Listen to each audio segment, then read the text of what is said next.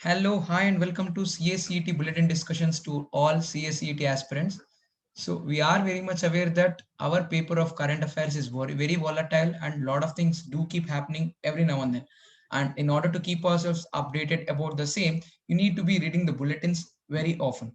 So, in the previous time, we discussed the December month's bulletin, the same is the January month's bulletin as well. So, let us now start with the bulletin for the month of February.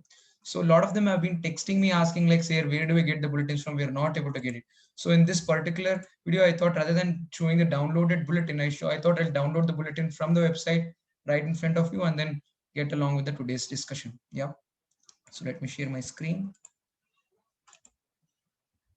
So you just would have to go to your browser and then type CSET current affairs bulletin. So that will show you the very first link is ICSI's website. We just go in there and then you have the bulletins here for every month. So I'm doing it little late. So even the March month's bulletin is available. So right now we're going to discuss the February month's bulletin. So I'll just click on the same and here it is. The bulletin is available for us. Yes, come on, let's get started. So I'm going to discuss the bulletin of our February month and exclusively with relation to current affairs because there are a lot of things relating to a lot of other subjects also which you guys would have to read in detail. Yeah, let me take you ahead with respect to current affairs part. Yes, here we are with reference to current affairs. So as I basically see the entire bulletin that is there in this particular month is exclusively in relation to our budget that came in the month of February. So let's quickly go through the same and then see. So few important takeaways was ever since our independence, this is the first budget wherein entire thing was paperless. There's not even a single paper printed and carried by the finance minister to the parliament to show it across and tell that this is a part of the budget. So the entire budget happened paperless. So that's a significant new thing that has happened. That's been mentioned here. First paperless budget since independence. Another important thing was majority of the things that were spoken about in the budget for the first time was completely about how to rebuild the entire economy, taking the country out of the pandemic and the entire pandemic situation. So every other minute when something or the other was spoken, the reference did came in relation to what country faced in the last 1 year or in the last few months in relation to the entire pandemic in relation to coronavirus. Yeah. So the first and foremost point that there are only key points that you need to note, like you can't read the entire budget as such for your examination though. So what are the key points that they have given in the Union Budget 21-22? Let's try and understand and I'll help you understand the insight of it and then tell you a little more than what's basically given in single line here. So the first one is with relation to production linked incentives. So with regard to production, like whenever you produce beyond this extent, the government gives you so much of incentive. Such kind of promises were made by the government. Such kind of what to say references were given in the budget under Atmanirbhar Bharat scheme to make India self-reliant and not be dependent upon the production made by a foreign country for which would have to import basically. So we want to make the country not dependent upon the imports. Yeah, we need to produce enough to export it. That is the kind of push that was given by the Prime Minister of India, Narendra Modi ji, even during the pandemic, whenever he came across certain things. So we wanted to produce things ourselves. So in relation to that, government announced a benefit scheme called as production linked incentive scheme, wherein all the industries, if they produce beyond an extent, they'll be eligible for some incentives from the government. So that's with respect to first one, and 13 sectors were identified for this. One of it was like electrical vehicle manufacturing sector and then medical infrastructure part and then a lot of other similar things. The prominent ones was renewable energy, wherein Adani Green and Reliance Energy are trying to make big lot of news, and then even the share prices of Adani Green surged up way too much because of the same thing. And pharma and health sector is again something that we want to be self-reliant upon. And then electric vehicle and few of that fields also again there was a big boost given. So those are one among the three among the 13 sectors that's been mentioned previously. Yes, next one is the centrally sponsored scheme that is PM Atmanirbhar Swasth Bharat Yojana. So Swasth Bharat basically talks about healthy country. So we want to make our country healthy by ourselves, not by importing anything of such. So in relation to this 64,180 crores has been allocated.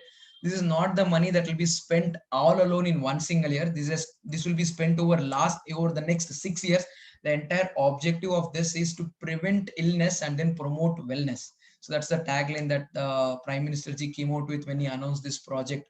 Even before the budget, it told like we would have a similar project of this sort, which will be taken over by the finance minister. Is the kind of statement that was made by the Prime Minister Ji, if you can remember. So in order to prevent the illness and then promote the wellness, they're gonna spend 64,180 crores over 6 years.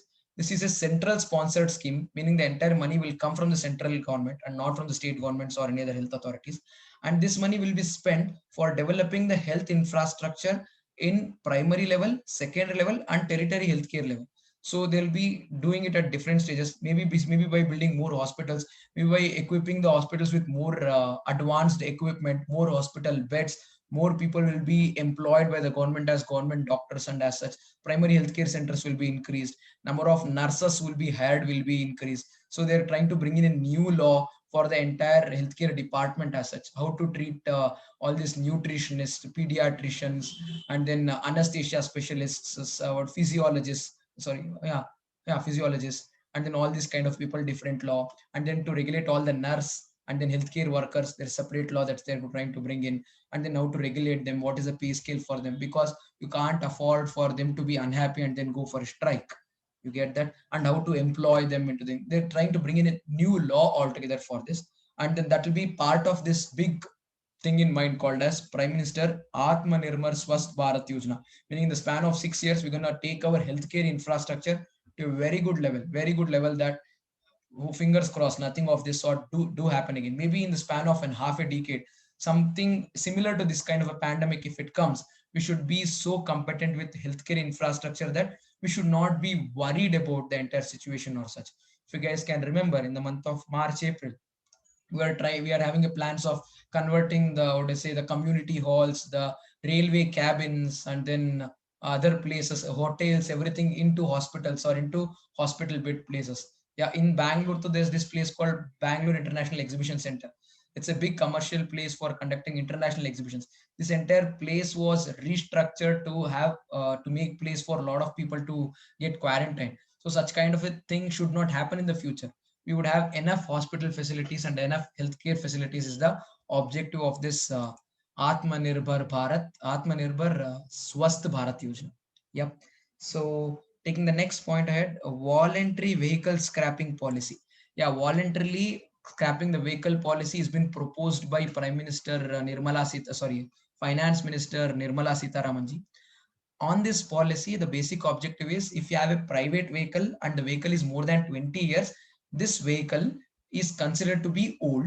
And if there is a commercial vehicle and this vehicle is more than 15 years, this again is considered to be old. So a private vehicle more than 20 years, a commercial vehicle more than 15 years, they will not be scrapped immediately. They will undergo a fitness test. They'll undergo a fitness test. If they are considered to be fit and if they pass the test, they will be allowed to be used. If these vehicles are don't if they're not considered to be fit, if they fail the fitness test, then these vehicles will be deregistered from the road transport office, like RTO deregistration will happen.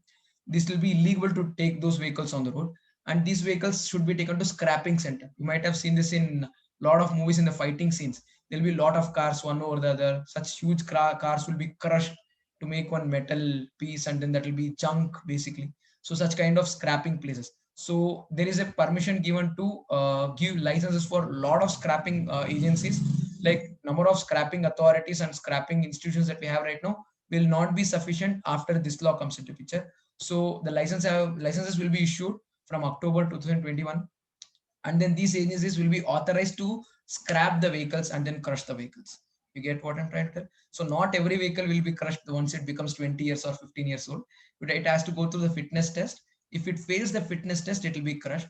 And then why should you do this? If you do this, then the fuel efficiency of the vehicles will be better, because the older vehicles takes higher fuel, lesser fuel efficiency, more carbon in the environment, more harm, more air pollution and everything. So newer vehicles are like more eco-friendly. They take lesser amount of fuel, or they burn the fuel completely, not emitting such huge poisonous gases as such. So this basically has a nicer impact on the environment, or more kind of eco-friendly kind of a thing. And that's the basic intention. And with this, what exactly happens is, there, in order to promote or appreciate people to go for vehicle scrapping, they're saying that 4 to 6% incentive will be given on the ex showroom price of the new vehicle that you buy.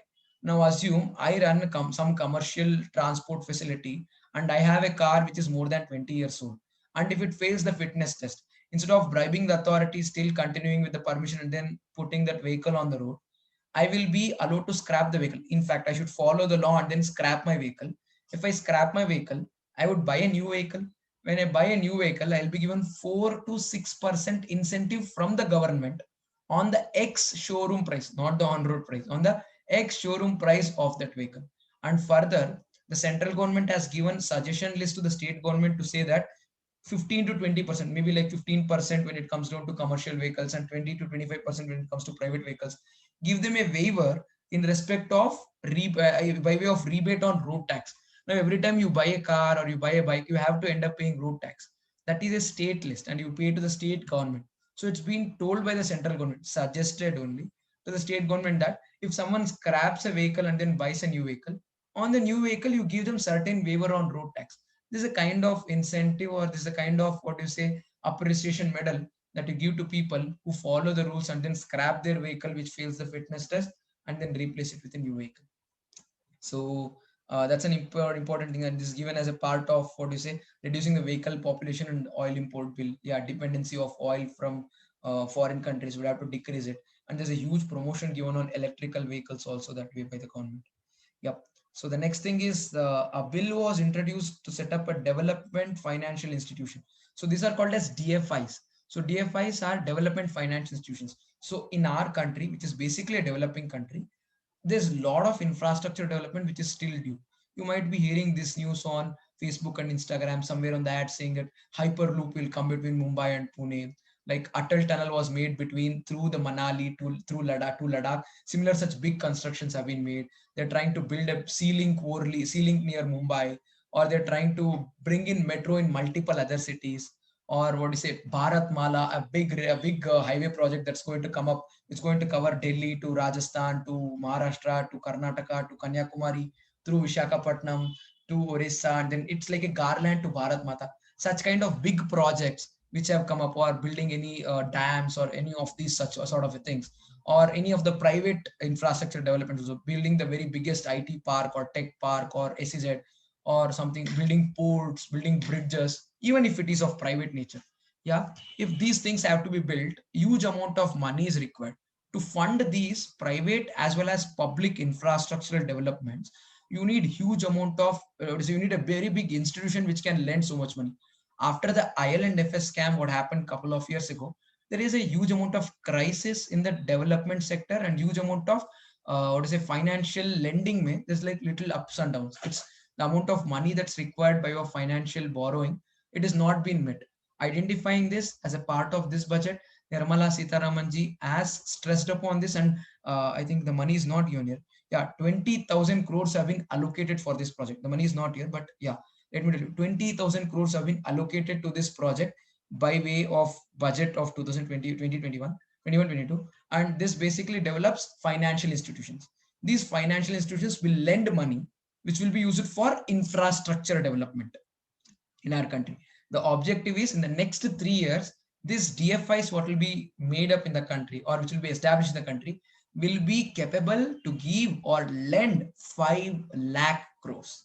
So 20,000 crores is the money kept aside in the current budget to ensure that these DFIs, which will come up now, in the next 3 years, they'll be capable of lending 5 lakh crores worth of money. So that's the news with regard to this one. And then next one, further ease of finance, debt financing. Okay, INVITs. So this is basically REIT and INVITs. The REITs are real estate investment trust, and then INVIT is infrastructure investment trust. So these are the places where, again, it comes to infrastructure and development. Now, if you have to build some big project, now metro project in Bangalore, you need to acquire a lot of land. So in order to acquire such land and all, REIT will come into picture. That is real estate investment trust or infrastructure investment trust. So these kind of things, they need huge funding to acquire the land and then build the infrastructure. The source of funds for REITs and INVITs was restricted to Indian funds. Foreign direct investments was not allowed on this. Now, in this budget, they're making FDIs possible, which will enable foreign funds to come in to REIT and INVIT, which will help our infrastructure development to go up at a faster pace. So that's what is this particular thing. What did you read? Yeah, to further ease the finance of debt financing INVITs, that is infrastructure investment trust, and then REIT, Real Estate Investment Trust, by foreign portfolio investors by making suitable amendments in the relevant legislation. So basically, right now it's not allowed, but they're gonna smoothen these registrations and let foreign investments come into REITs and INVITs. Next thing is national monetization pipeline. This is something which is very debated topic and something for which the present government has gone through a lot of criticism. Prime Minister Narendra Modi ji, if you can recall, he made a statement last year. He made a statement saying that it is not necessary or it is not possible for the central government to own so many CPSEs, that is public sector enterprises. So this is the statement that was made by Narendra Modi. He told that it is neither necessary nor possible for the central government to hold so many public sector enterprises. Now, for if you're wondering what is public sector enterprise, public sector enterprise is basically public sector banks, or maybe LIC, or Indian Airlines, or something like UTI AMC, or what to say IRFC, Indian Railway Finance Corp, Indian Railway Financial Corp, Food and Catering Corporation, and then IRCTC and Railtel. Railtel also recently came into, what do you say, it made IPO. IRFC IPO happened. IRCTC IPO happened. LIC is going to be divested, and same is happening with respect to Indian Airlines also, Air India basically. So what's with respect to all this is these are public sector enterprises which are controlled by central government. So Narendra Modi ji told that there is no need, it is not possible for central government to control all this. So they're basically leaving it out to private. Privatization is the key, is what Narendra Modi ji basically meant. So as a part of this, national monetization pipeline is being opened. Lot of assets will be identified, ranging from natural gas, oil, power sector, mine, and something like related to a lot of other places like airways, railways, yeah, and then port. All this port also recently, one of such port which was which was having monopoly came into what do you say IPO. I'm not able to recall the name. Let me tell you. Yeah, I'm not able to recall the name. One such port also came in for, and then what to say, it was basically working very closely with Indian Navalry.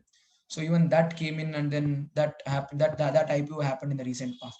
So with regard to all of this, they're going to identify certain assets and then value them, and it will be called as part of national monetization pipeline.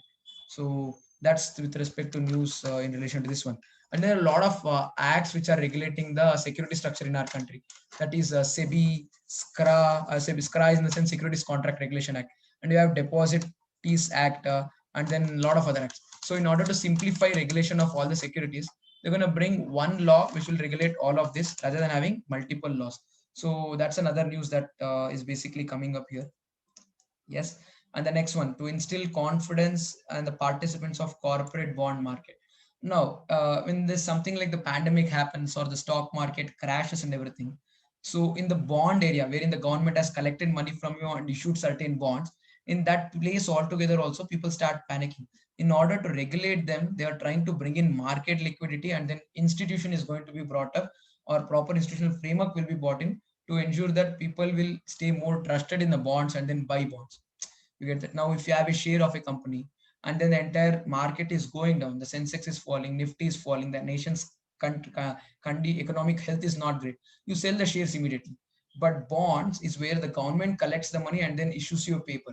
Now, those bonds will have to be again bought by the government back, and then government should return the money to you. In the case of financial crisis in the country, people who hold such bonds will be panicking. What if the government will not be able to do that?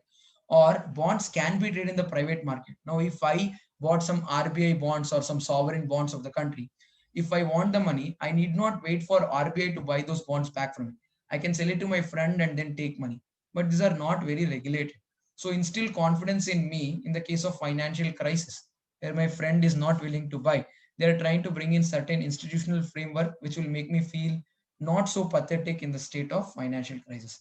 So that's the news with regard to this one. So next, we have something in relation to establish regulated gold exchanges. So right now we do have gold being traded as a part of our NSE and BSE and other stock exchanges. That is by way of ETF, exchange trade funds. But if we have to trade gold separately to basically have what to say logistics, vaulting, law, and then every other thing. So there's going to be a separate institution which will be coming up. Oh, sorry. SEBI will only be regulating. Securities Exchange Board of India will be empowered, and then certain measures will be given under Regulatory and Development Authority.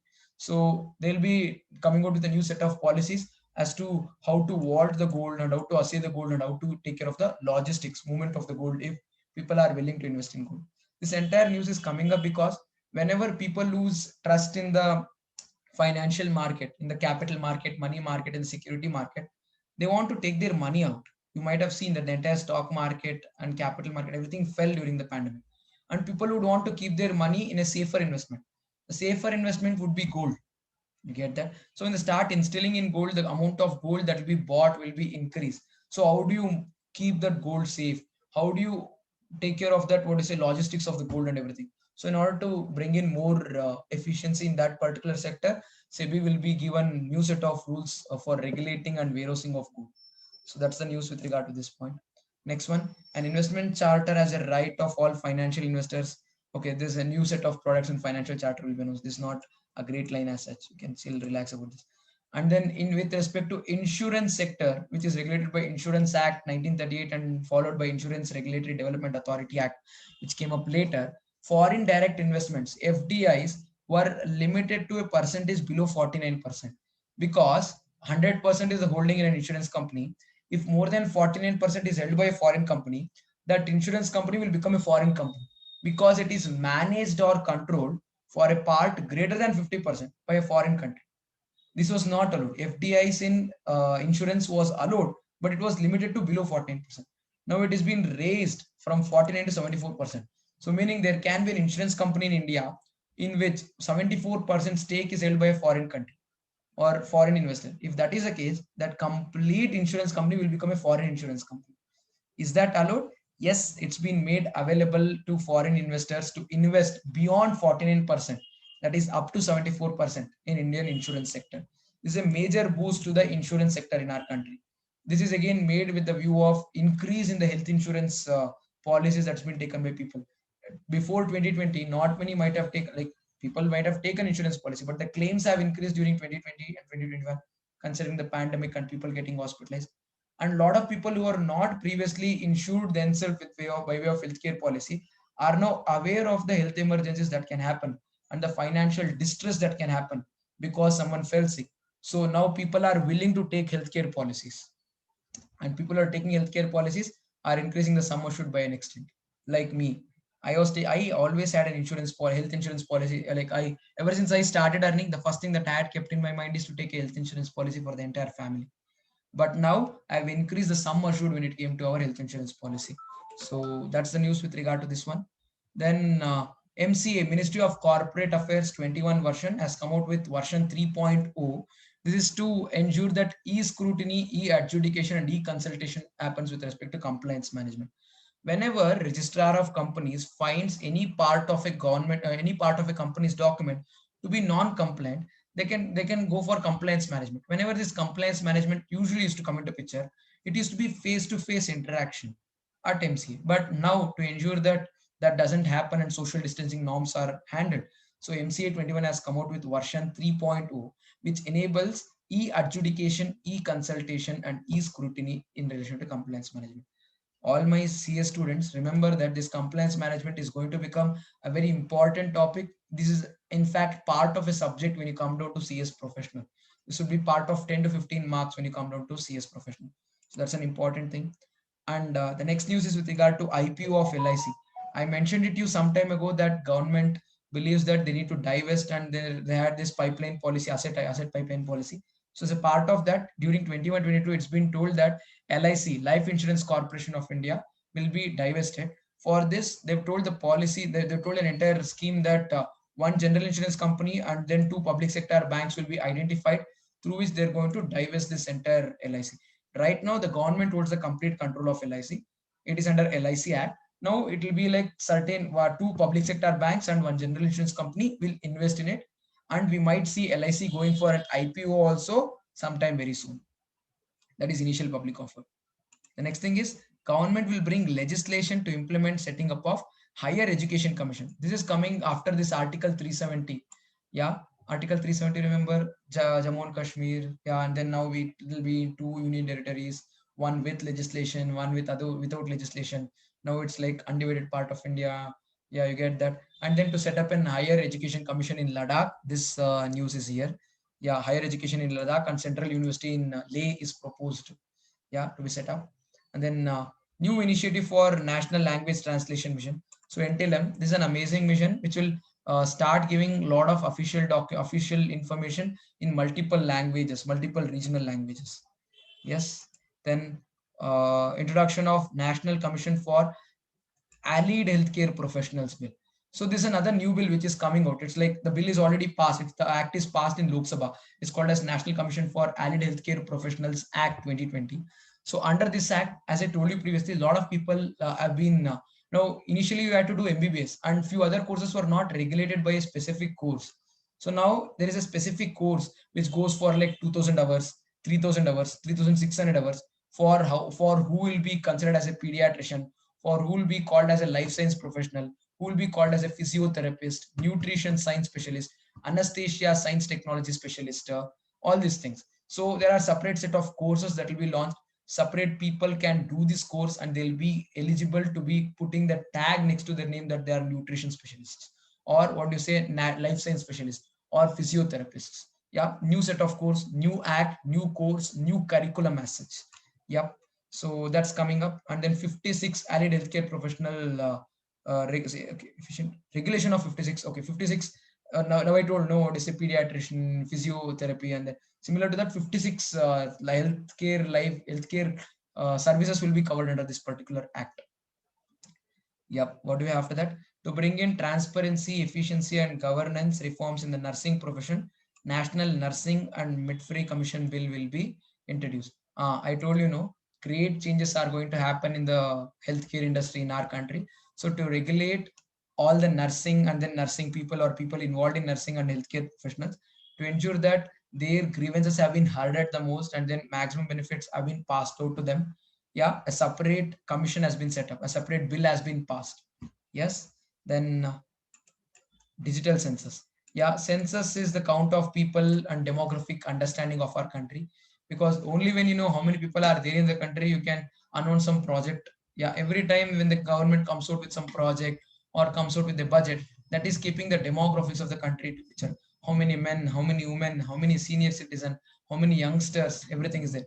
If the government wants to build a college, they need to know how many youngsters are there in that particular region. So to understand that, census is a very important thing. Census is usually done once in every 10 years. 2011 was the last time the census did happen. Then the population of the country was counted to be at 121 millions. So right now, the 121 crores basically. Now the census is planned to happen in 2021. So it's supposed to kickstart sometime like after March 1st is when the entire process is to be started to be happening. But I think because of the entire pandemic again, it's got a little delayed by now. So, and then the Amit Shah, the Home Minister, basically came out with this announcement saying that this census will be the first census which is completely in the form of digital form, not in the paper and pen form. You might, I don't know how many of you might have seen, like because you were really young when the census happened last time, considering the age factor that you are in. So people used to come up, teachers and everyone, like we used to have school holiday when the census used to happen. So our teachers and other lot of government employees used to go house to house with their paper, pen and everything, writing everything. But this will be completely changed now. They'll be just carrying phone. In fact, it will be told that the evaluator can use their own personal phone to take up the entire census data.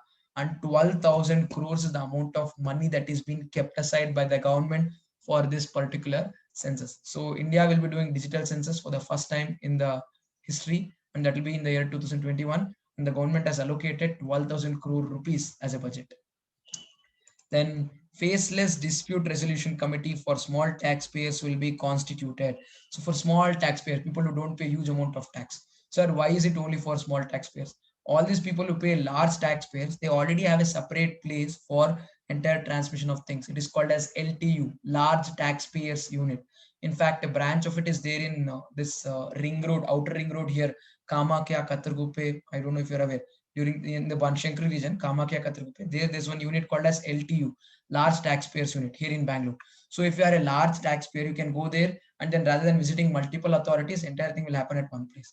And when the pandemic hit and then people were not allowed to walk into LTU very easily switched to online platform for faceless video conferencing mode. But for small taxpayers, you have to still run into commissioner, you have to still run into IT, you have to still run into assessing officer or iCar Seva Kendra to do this.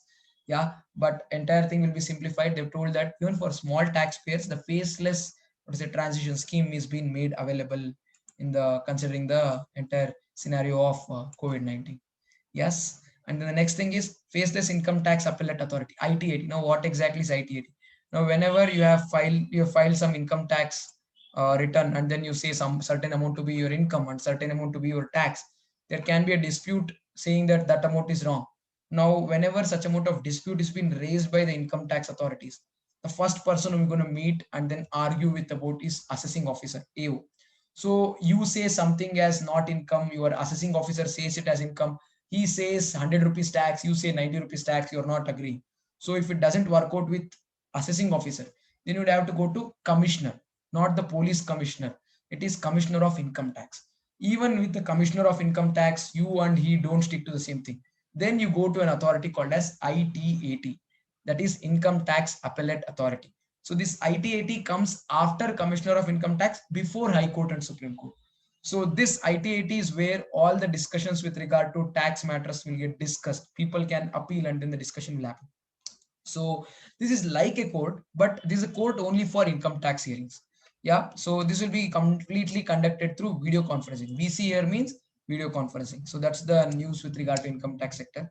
And lastly, we have in order to ease compliance of taxpayer, details of salary and income tax have already been pre-filled. Now, further to simplify it, capital gain and dividend and interest from listed securities on what is say interest from banks also will be pre-filled. Now, I'll explain what this is to you. If I want to file my income tax return, I go to incometaxindia.gov.in and then I put my PAN number, that is my user ID, and my password, which I'm not going to tell you. If I log in, I will be able to fill my income tax return. When I open my income tax return, certain data will be auto-filled.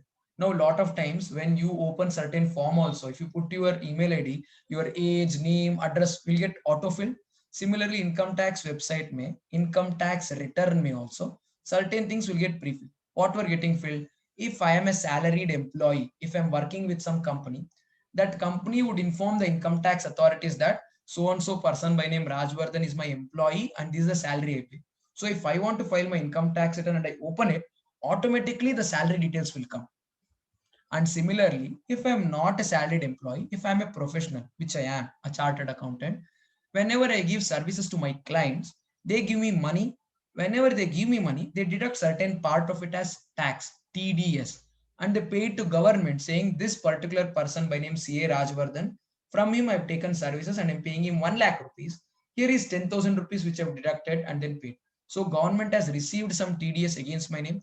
So when I open my income tax return, that money would automatically pop. So TDS and salary income was automatically reflecting in my income tax return so far. From now, whenever I have a bank account and bank account may I have some deposits, fixed deposits, recurring deposits.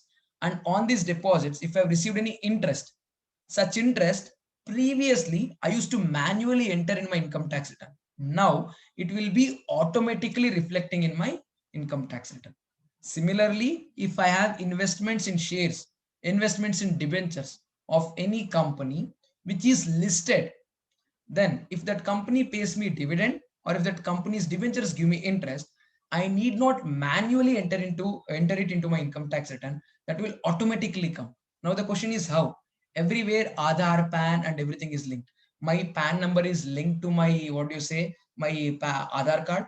My PAN is linked to my Aadhaar card and I issue my PAN card to the people with whom I do business. I give my PAN card to the company where I work. I give my PAN card to basically the bank where I keep money. I have to give my PAN card to the company where I invest shares. I have to give my PAN card to the company where I buy debentures from. So all of them, because they know it, they would inform income tax department saying that this PAN number holder has so much dividend income. This PAN number holder, I've paid him so much as interest. So that would automatically reflect in my income tax return. So that's the point which has been given here. And lastly, we have one more, rationalization of custom duty structure by eliminating old exemptions. So after this GST came into picture, Lot of provisions were basically, ouch, yeah, little old. And then in order to simplify that, lot of process will be basically eliminated.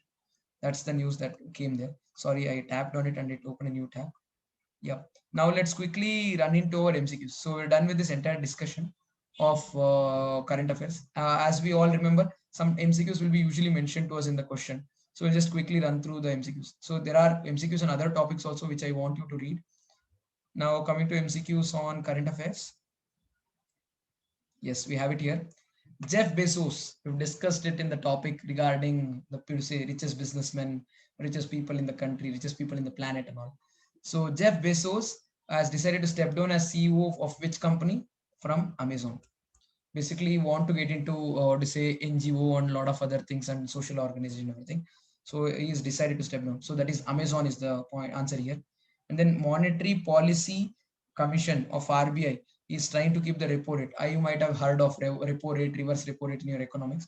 So this is supposed to, this is not change, it will be remaining at 4%. That is the change that happened on, okay, this date. And then let's go ahead next. The state government will be setting up Indian Institute of Skills, where this is to be set up in the state of Gujarat.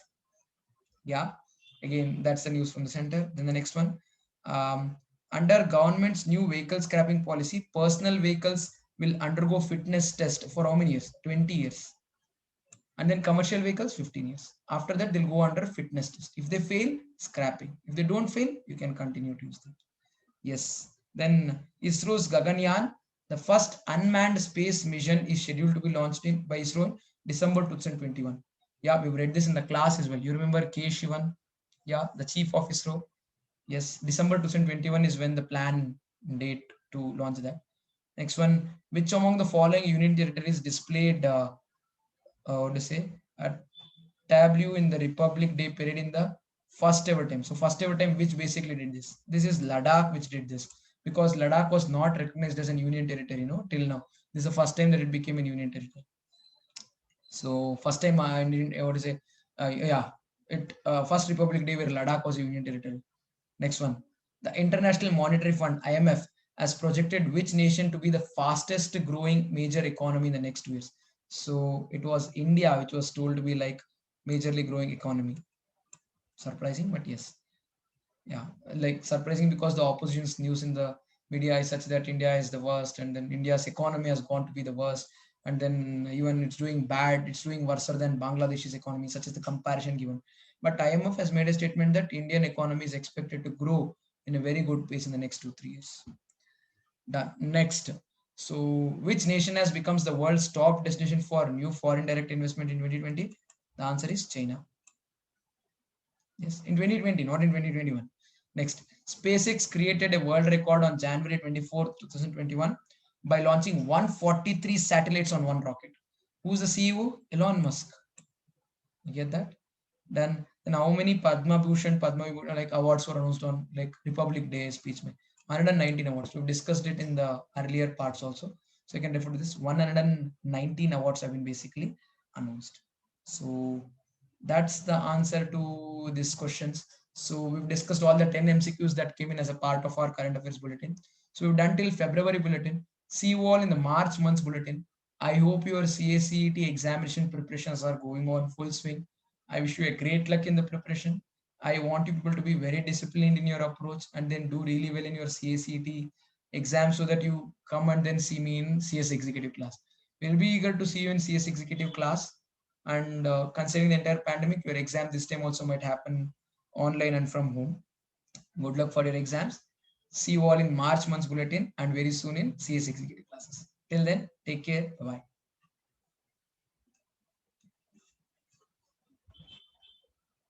What are you waiting for? Please leave. That's it. The video finished.